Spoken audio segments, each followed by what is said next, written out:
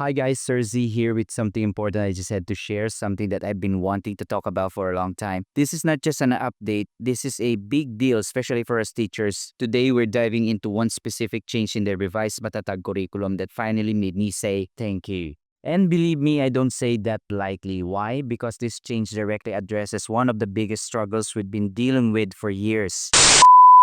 Just to clarify, this is not a brand new update. It's part of the revised MATATAG curriculum that has already been out for a while. But I only recently came across this specific change and I realized how important it is to highlight and emphasize it because I know how many teachers might not be fully aware of it yet. And I believe it's something we all need to clearly understand and make use of. Let me take you back to the old MEL curriculum. If you use it, you'll remember there was a column in the guide that specified exactly how many weeks each lesson should be taught, right? 1 week, 2 weeks. Those are called curriculum guide codes or CG codes. But here's the problem. Real teaching doesn't work like that. Not all lessons are equal and not all students learn the same way or at the same pace. Some lessons were marked as 1 week, but in reality, we needed at least 2 to properly guide our students. Meanwhile, some topics were assigned 2 weeks, even though we could finish them in 1. But because of the curriculum locked us into that timeline, we were restricted. That word restricted perfectly sums up how many of us felt. I remember even sending feedback before, hoping someone at the top, like our current DepEd Secretary Angara, would hear us. All we wanted was flexibility. Just give us the list of learning competencies we need to cover within the quarter and let us, the teachers, decide how many weeks to assign for each lesson based on the needs of our own students. Because let's be honest, a one-size-fits-all approach doesn't work in real classrooms. And finally, just recently when I opened the revised MATATAG curriculum, I noticed something. The weeks column was gone. Yes, gone. No more rigid timelines, no more forced spacing, just the learning competencies we need to teach and the professional freedom to plan how we teach them. Honestly, that was a huge relief. So, shout out to DepEd Secretary Angara and everyone involved in making this happen. This is a massive step forward in empowering teachers to do what we do best. Teach based on the real needs of our learners. But of course, I had to make sure I wasn't misunderstanding anything. So, I went back online, did more research, and cross-checked everything with DepEd Order number 10, Series 2024, and also DepEd Order number 12, Series 2024. And here's what I found. Yes, the orders still prescribe daily time allotments for each subject, like 45 minutes a day, but nowhere did I find anything that strictly prescribes the number of weeks we should spend teaching a specific topic or lesson. Looking closely at DepEd Order number 12, Series 2024, it sets a minimum contact time of 5 hours and 30 minutes daily with subjects like English, Math, Science, and Edukasyon sa Pagpapakatao getting around 225 minutes per week, while Filipino, Araling Panlipunan, and EPP or TLE get 200 minutes. These are time allotments per subject, not per lesson or topic. There is no directive that says teach this topic in exactly 1 or 2 weeks. Instead, the curriculum now puts emphasis on flexibility, decongested content, and strengthening foundational skills, giving us teachers more space to adjust our pacing depending on our students' learning needs, the depth of the topic, and the actual learning outcomes we want to achieve. To be honest, I couldn't find any DepEd order memorandum that explicitly tells us how many weeks we must spend on each topic. What I found instead were guidelines, general time allocations per subject area, and a lot of trust placed on schools and teachers to manage the pacing based on actual classroom conditions. This is why it really puzzled me in the past. Why were we being forced to follow strict weekly breakdowns that didn't even exist in the official orders? DepEd orders on time allotment. DepEd orders like number 12, series of 2024, outline weekly time allotments for different subjects based on the number of meetings per week. For example, English, Math, Science, and Values Educations typically receives 225 minutes per week, while Filipino, Araling Panlipunan, and EPP or TLE receive 200 minutes.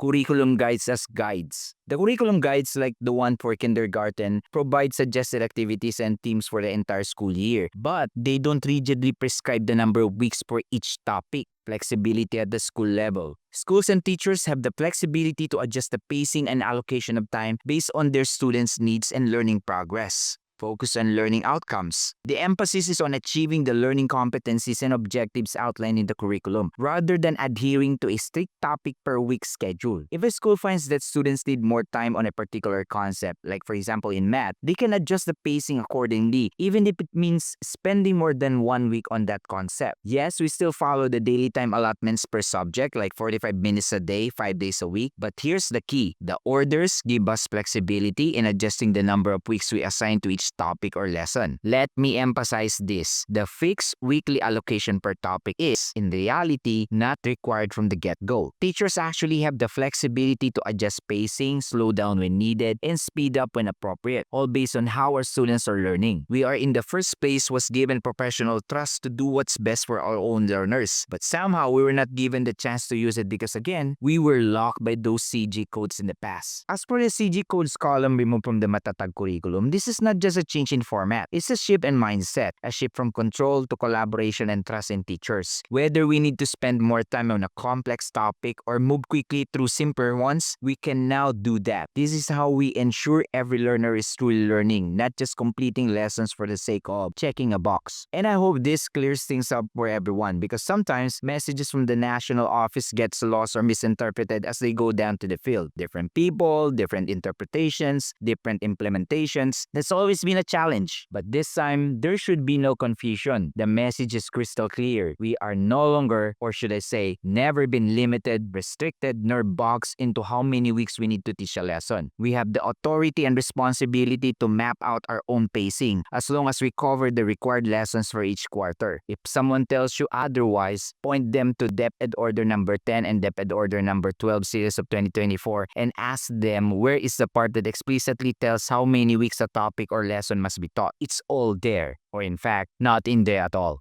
So there you have it. This is one change in the Matatag curriculum that really matters, or actually more of a clarification, one that puts more trust in teachers and gives us space to be more responsive, more strategic, and more effective in what we do. This is Sir Z reminding my fellow teachers, great teaching isn't about doing more, it's about doing what truly matters. Stay creative, keep on exploring, and I'll see you again soon.